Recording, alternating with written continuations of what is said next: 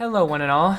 Hope you guys are doing well. We're going to be doing something a little bit different today. So, as opposed to a traditional review, we're just going to be doing a 20 to 30 minute discussion, you could say, about Metroid. If you didn't know, today is Metroid's 35th anniversary. Woohoo!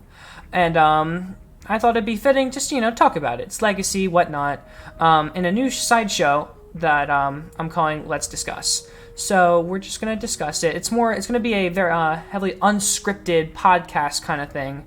And yeah, I'm just going to test the waters, see how it works. If people like it, might be something that I might do more. But it's something that, you can put on the background or listen to. Because along with video making, I also wanted to dip my hand in podcasting. So this will kind of be like my, I'm going to be experimenting and trying that out. I'm terrible when I don't have a script in front of me. But, that's kind of the point of podcast. So enough of me rambling. Let's get into this. Hope you guys enjoy the video. Hello, everybody, and welcome to the first episode of our Let's Discuss podcast, you could say. Hi. Yes, featuring Bashi64. So, popular favorite. That's right. Definitely popular favorite. Definitely uploads every day. Doesn't... All day, every day. No. Yeah. Metroid's 35th anniversary is today. Amongst the plethora of other gaming anniversaries, Metroid is probably the one that I've been most excited for, probably. I got into playing the Metroid games earlier this year, at least the 2D ones, so hearing that we are getting a new one in a few months is really cool. Honestly, I'd say that was the most exciting announcement from E3 this year. Yeah, honestly, that was pretty exciting. For me, I'm not sure what my favorite announcement was, but that was definitely one of the top announcements that was really cool. In a franchise that has lain dormant throughout the late 2000s, early 2010s, it's nice to see a new original Metroid game. We kind of saw the seeds being sown with Samus Returns, which was nice, especially after we got Federation Force, which, I mean... Bad timing. That terrible timing. Yeah, I heard that the game was okay, but I think it's okay, but the timing was completely off, and it should have been like in between like something else. Yeah, absolutely. To release a game like that after the series lay dormant for so long was really a big middle finger. So I'm glad to see that we're getting a that and Metroid Prime 4 whenever it does release. So the future of Metroid itself is looking pretty bright. I think that, honestly, of all of Nintendo's franchises, I think that the Metroid series is the one that has always excelled the best in atmosphere and giving the player a world to explore and such. It definitely has.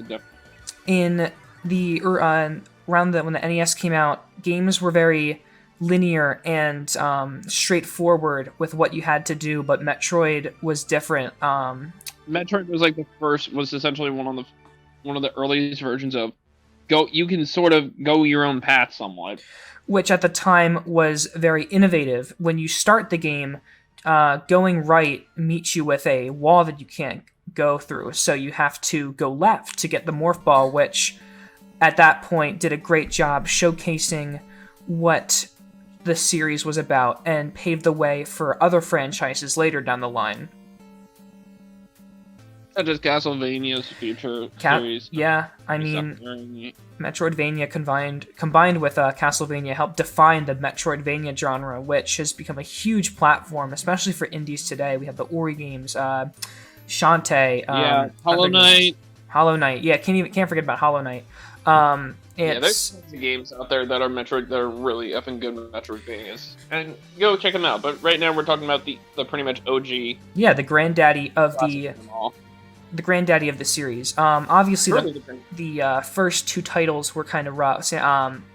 Metroid and Metroid 2, but it was a great... Most people haven't even heard of Metroid 2 until it was released again. On the 3DS, yeah. It laid a great groundwork for what was to come later, I think, and just like Metal Gear, it was a game that took the fundamental ideas that we've come to know from video games and turn it upside down. Like with Metal Gear, any games with guns, it was like shoot everything, but Metal Gear put a huge emphasis on stealth, which was a fresh new take, and Metroid did exactly just that with its exploration. And not just exploration, but in terms of environment, I'd say there's nothing like Metroid. I don't think I've ever seen a series that has captured the feeling of isolation you get. It definitely does capture that what you're talking about. Yes. On the planets on the planets or like space colonies that you're exploring in the game, there's no one around. It's usually dead silent. The only thing that's around is the monsters, and everything there is trying to kill you. Yeah, and it gives a feeling of helplessness, I think, that games like Mario and Zelda don't really give. Mario, it's the atmosphere is very bright and colorful, and the music's bouncy. And Zelda, it's the typical hero on a quest kind of thing. But Metroid was different. Essentially the legend you heard as a child. Whereas Metroid is like it's pretty much Dead Space before Dead Space was even a thing. Yeah, I mean, Metroid is like the video game equivalent to Aliens, I think, which is interesting. It puts its own spin on it without like entirely being aliens, as opposed to being on a colony where you can't do anything. You itself are the bounty hunter on a quest to stop the Metroids from reproducing and put an end to the space pirates. So it was a very fresh concept that laid the groundwork for the future games to follow. Yep. And that led, of course, to Super Metroid, which I'm going to get out of the way right now. One of my favorite games of all time. I think aesthetically, that is the best. I was never able to finish Super Metroid thanks to my Wii breaking, but I did play entirely through not entirely, but I did play through Fusion, and that was kick-ass. Metroid games, I'd always pick them up and put them down. I don't think I needed to play some other Metroidvanias first, I think, to really get invested into the genre, ironically. But once I played Super Metroid, man, it was like, what was I doing with myself? So I am glad that I did. Super Metroid just nails that atmosphere, has some great music that really complements what's happening on screen, and has, honestly, some of the most iconic moments in, I think, any of Nintendo's games. The baby Metroid, the fight against Mother Brain, it's good at getting it, hyping itself up and getting thrilling when in those select moments, like the battle against Kraid, where he takes up two whole screens. Yeah, he's a giant. He's an effing. Yeah, he's a big boy. But it creates iconic moments that really solidify itself as a classic, and that's what it was. I think Super Metroid was finally them refining the formula and giving us the definitive groundwork for those future Metroidvania titles. You had the inclusion of the map. Yeah. You had the variety of different power-ups that had the design of, you can come back here later once you have this power. So it's... And the interesting thing about the power-ups, which I always messed around when I played the game, was that you can turn them on or off, making some weird combinations. Though why in the hell would you not have all of them on? Is my only question. Yeah, you can do that too. Specific it was very customizable, and it gave it more incentive to want to see what the world had to offer, which I think was the developer's intention to you have this map with endless forks in the road. And now that we have an instant access to a map, instead of having to wait for a Nintendo Power magazine to show, or looking up the Metroid map on the internet, and nowadays you had the map there, and you can. What I do whenever I play 2D Metroid games is I actually print out a map and I cross off the things that I find. It really gets an explorative nature out of people and makes just looking through the world exciting, which I don't think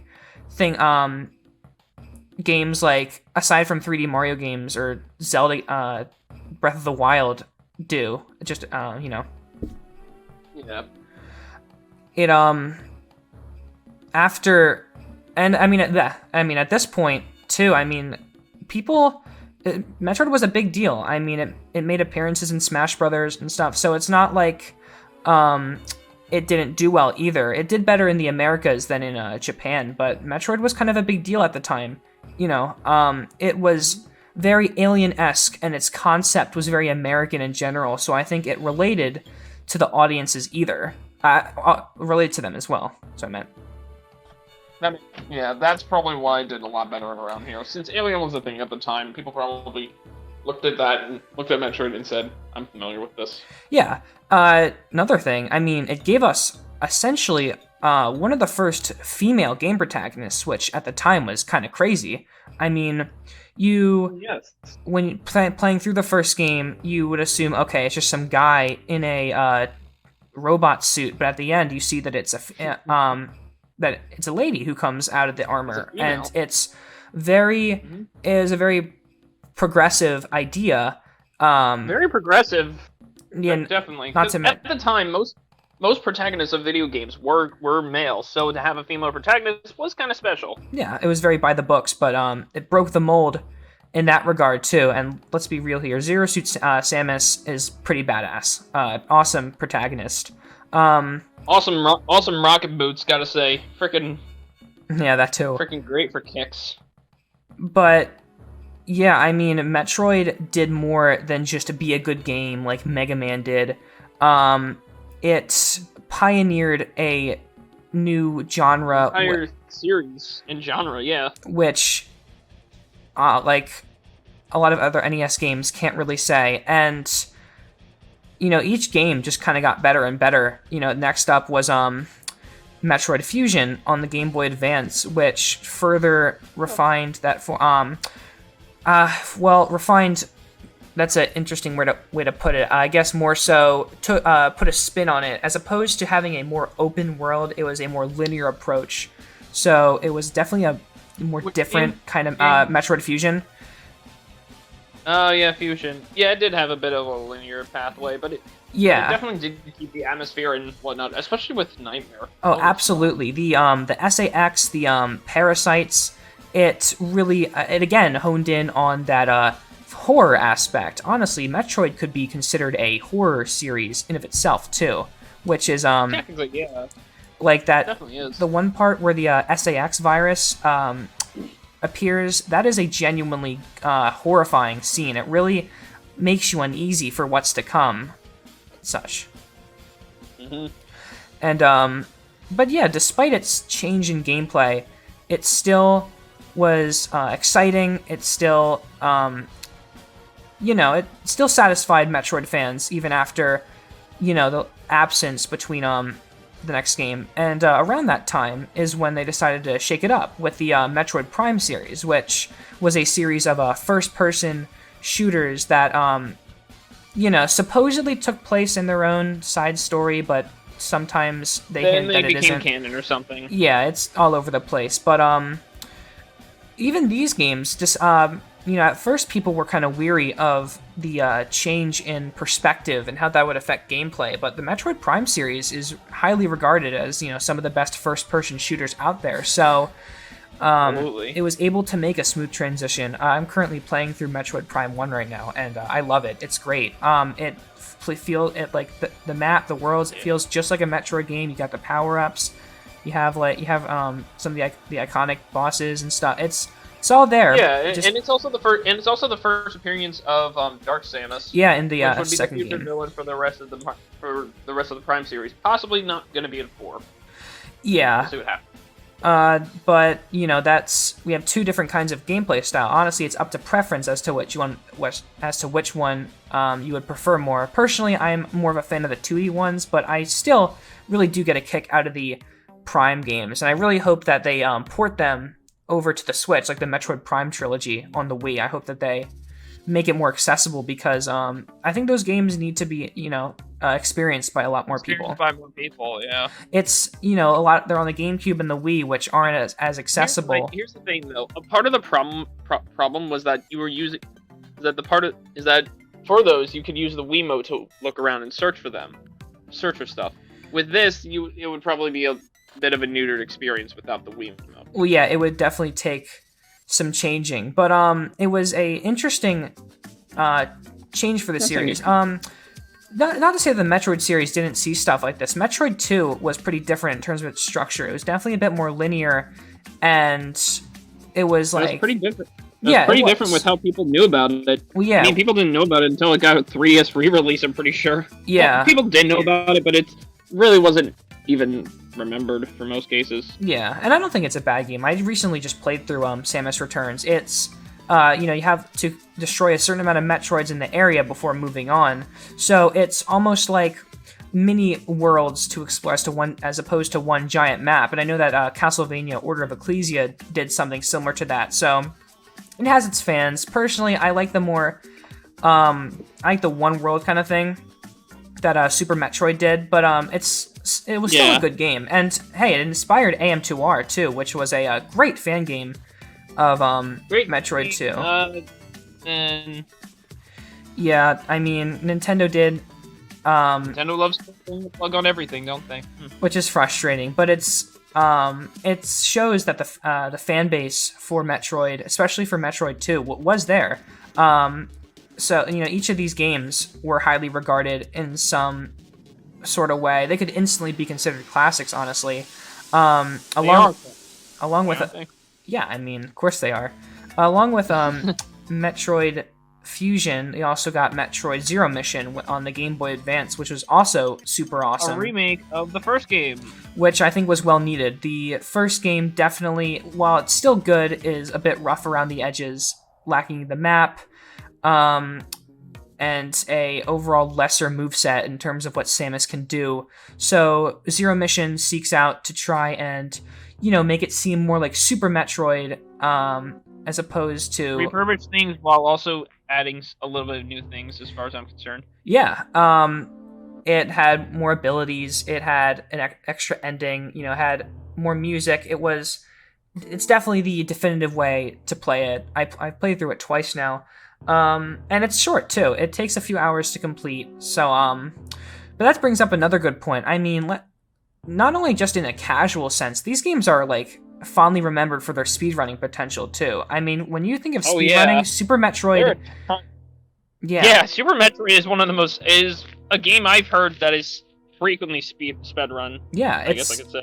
it's a game that I saw a thing for speedrunning the game. I'm pretty sure. Yeah, it's a game that can be enjoyed by both casual players and more experienced gamers, which I think is really cool. I don't see myself speedrunning it, but I've tried using techniques before, and it really puts a spin on how you approach the game.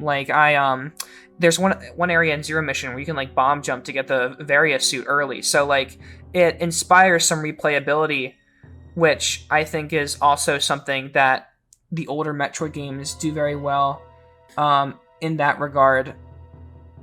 Yeah. And yeah, I mean, it was very solid Game Boy Advance title. They're really hard to come by nowadays unless you're on the Wii U. Speaking of, the Wii U is the Metroid machine right now. It has the Metroid Prime trilogy and has the original. Oh yeah.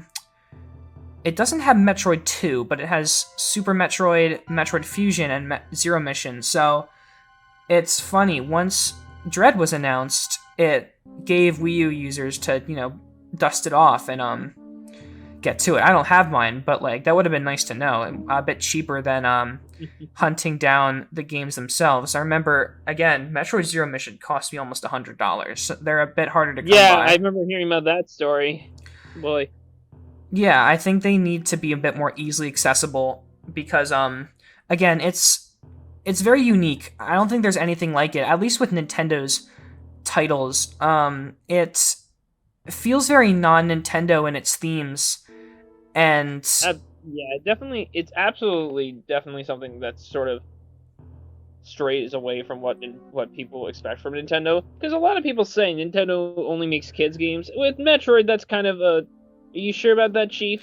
Yeah, exactly. It goes to show that there is creative room within Nintendo for something a bit more darker, something a bit more intense, you could say. And just each game that goes by, the atmospheres got better and better. I mean, the Metroid Prime series itself is no pun intended, a prime example of how the themes of isolation and just being alone on these planets really enhances the mood of the game, and the supplemental like text things that you can read too. It helps breathe more life into these worlds. It was a really bold attempt at the time to create a game that had a heavy emphasis on its world, I feel like, and I think they succeeded with flying colors. Honestly, I mean, It definitely did. The concept itself just leaves for so much room for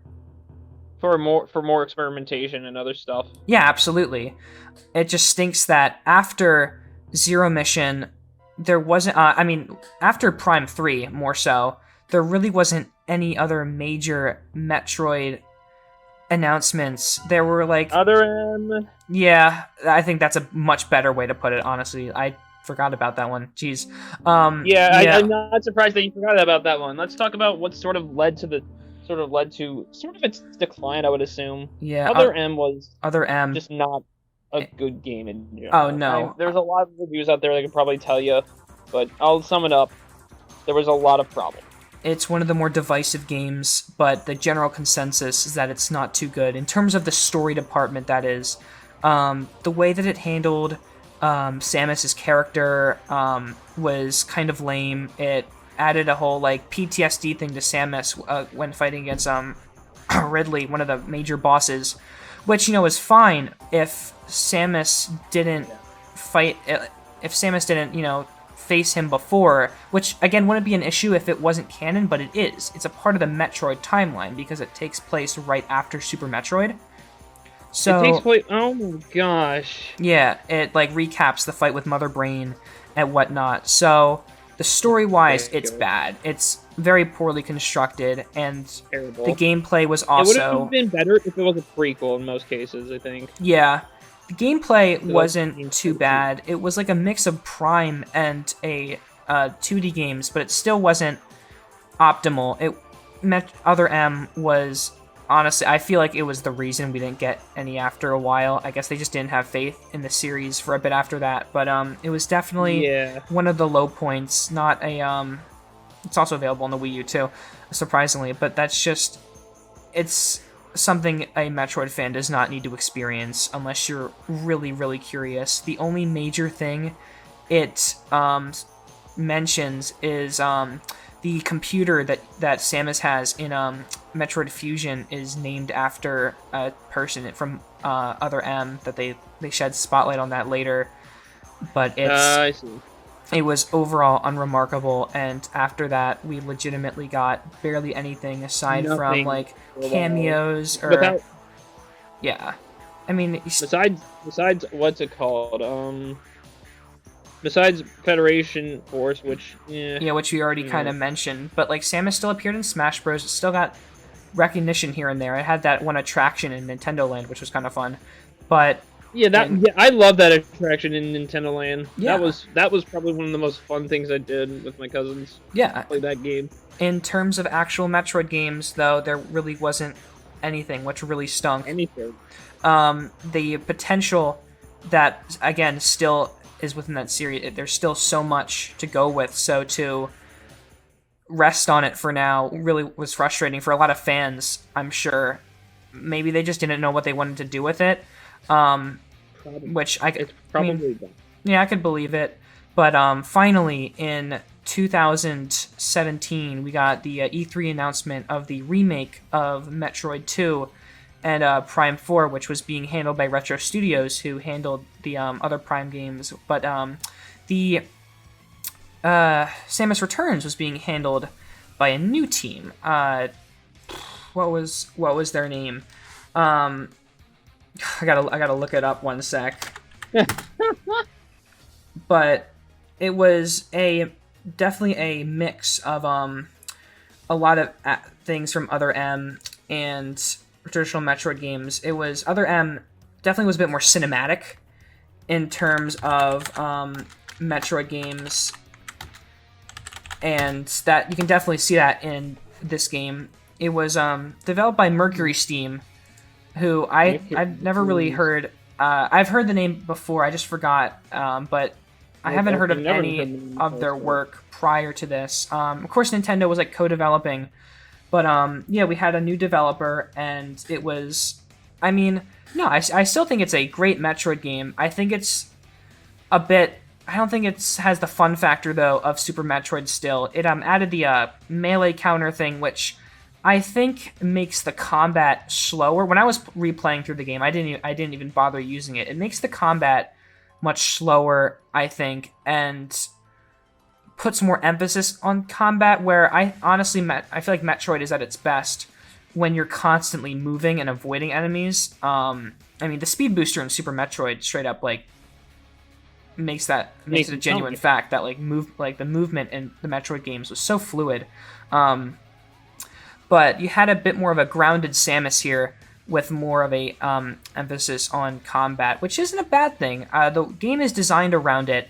It's just the counter concept gets stale, but I mean, it still has its great moments. I mean, when you defeat the giant drill robot thing and Samus blasts it while looking at the item it drops, like, it has its cool, like, cinematic moments, and the final boss that they added was definitely a cool moment of fan service. So Mega Ridley was in the original one. Who was the original final boss? The original final boss was the Queen Metroid.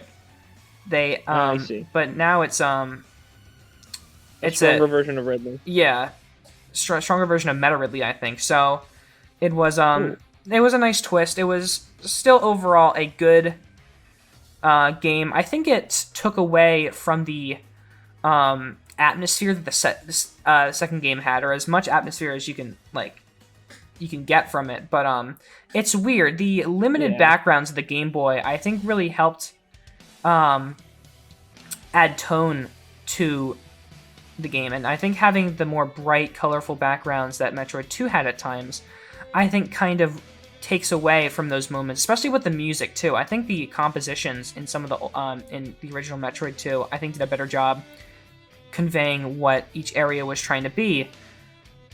So I'd say minus points to the remake there. But I mean, the remake is great in terms of at least the environments you're going through. You have a mine, you have like ancient Chozo ruins. You know, it's very unique, and I like the idea of it being multiple areas. It's like in Prime when you explore the Chozo ruins. There's a secret mine in right by it. You know, it's stuff like that is super unique, I think, and helps. And secret stuff right around the corner is pretty much a staple for the series at this point. I mean, it's been doing it since at least Game 3, maybe probably before if I known better. Yeah, and that absolutely ignited interest in Metroid again. I mean, the game still did super well, and Prime 4, unfortunately, is still in development, but, like, people are excited about Metroid again. No. Yeah. You scrapped the entire thing. Yeah, and having to restart it. But hey, if it's for the sake of quality, I'm willing to, let it go. Deal with it. Fine. Yeah. But, yeah, and now, fast forward to today, and we have a brand new Metroid game, being announced. On the fritz. Yeah, and it looks like they're, again, continuing to experiment and add to that feeling of isolation. The, robots, whatever they're called. Yeah, that when I saw that in the trailer, that seemed interesting. It reminds me of Nemesis from Resident Evil 3, where it's a threat that's always hunting you, and Samus has to, do her best. You gotta do her best to, keep out of their eye. So it adds an element of stealth and adds an urgent feeling of, trying to avoid these things. So I think that'll put. It wouldn't be the first time that they've done this, to be honest. I mean, with SAX. Yeah. Said that with Fusion. Well, yeah, absolutely. So they're expanding upon that, which I think is super cool. And you have new powers and such. It looks like the melee counter thing is back. But it looks like you can do it while moving, which I think is great to keep the pace going. again, movement is I such a seriously hope key that's the aspect in the Metroid games. But they're adding, but other thing, like I'm pretty sure they're adding a slide to Samus's moveset, which admittedly does confuse me a bit, because turning into a morph ball, that was always one of the iconic abilities in the game. So yeah, I just have. It's more or less just a matter of waiting and seeing how Metroid uses those mechanics and what they do with them. Still though, super excited, heavily looking forward to it. I thought it was the better announcement. Yeah, I thought it was better than Breath of the Wild 2. Honestly, at least in terms of what was shown. Metroid, the new Metroid actually gave us gameplay as opposed to Breath of the Wild, which was still a trailer. So it gave us gameplay, but it gave us like it wasn't direct gameplay, but we got a lot of footage of the game of Metroid Dread at the Nintendo Treehouse thing, which is really cool. It looks like they're refining the formula they had in Samus Returns and now creating something original, which is super cool. And fun fact, Metroid Dread is the in Metroid Prime 3, I believe, there is a supplemental data file you can find that said Project Dread is nearing completion, which in an interview later, I don't know if it was the obviously not the creator of Metroid, because I think the original creator isn't around anymore, unfortunately, but the producer now, for years now, they were working on a game called Metroid Dread, which is going to be another traditional Metroid title, but due to hardware limitations and lack of ideas and stuff, they had to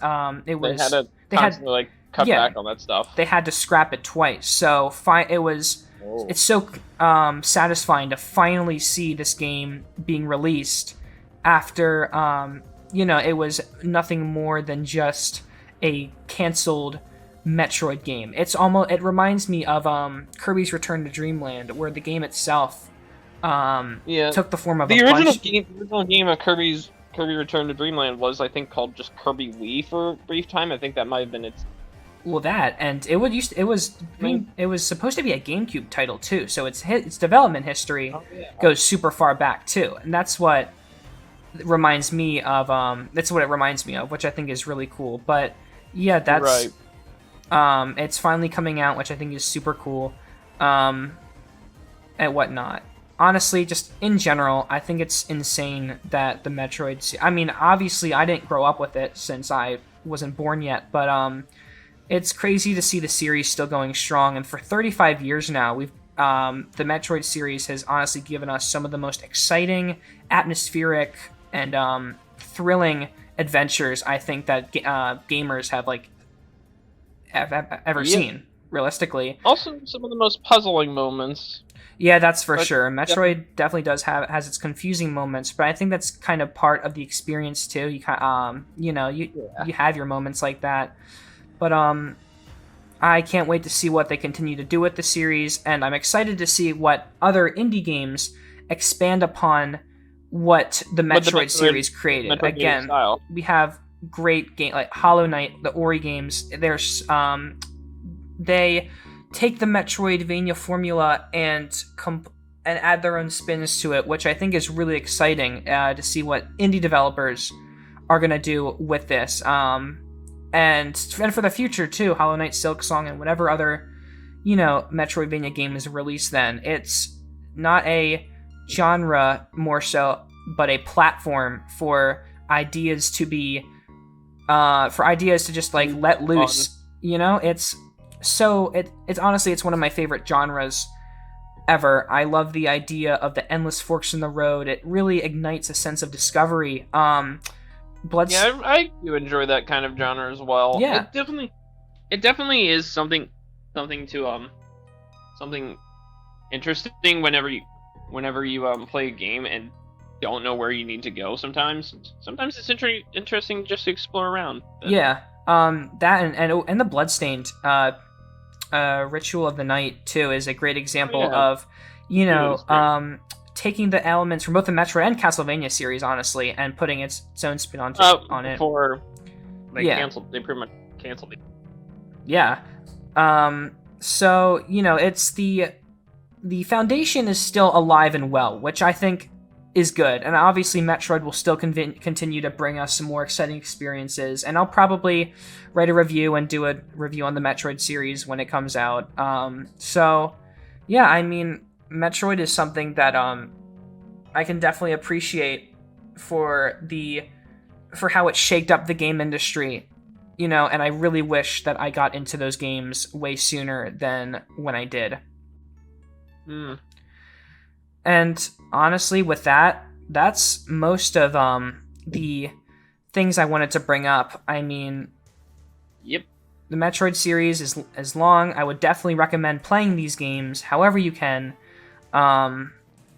You know, if you have a Wii U, dust that off. If you have the Switch, you can play the original and Super Metroid game, the Game Boy games. If you can find honestly a DS Lite, if you want, and copies of that, or you can, if you have a Wii U too, dust that off. Definitely experience these games. I haven't played too much. I haven't played too much Metroid in my time, and especially since I haven't found too much reason to go to check out all the games, but I definitely am excited for the next game, and I can say I definitely highly respect the series. It definitely gave us a lot of stuff that we mostly take for granted, I would assume, nowadays. While its legacy isn't the same as Mario or Zelda, it's more. While it has a more silent legacy, it's still to look back on. It's an amazing series to look back on for sure. And again, I can't wait to see what they do with it. But yeah, that's more or less what the main points I wanted to get through. Happy birthday, Metroid, and I'm looking forward to see where Samus goes next. Thank you guys for tuning in. Also, Aperture Science. Off to Aperture Science, maybe. That's what I'm getting from the trailer from Dread. I'm kidding. Well, yeah, it is very Portal 2-esque, honestly. GLaDOS, in the cores definitely came into my head. But yeah, guys, thank you all for tuning in and listening, and I'll be back with whatever I feel like making. Let me know if you like these kinds of videos, because I'd love to do more. Like for Nintendo Directs, especially, those are perfect material for a podcast like formula for this, or a movie coming out, like a Marvel movie. But yeah, let me know what you think, and thank you all for tuning in.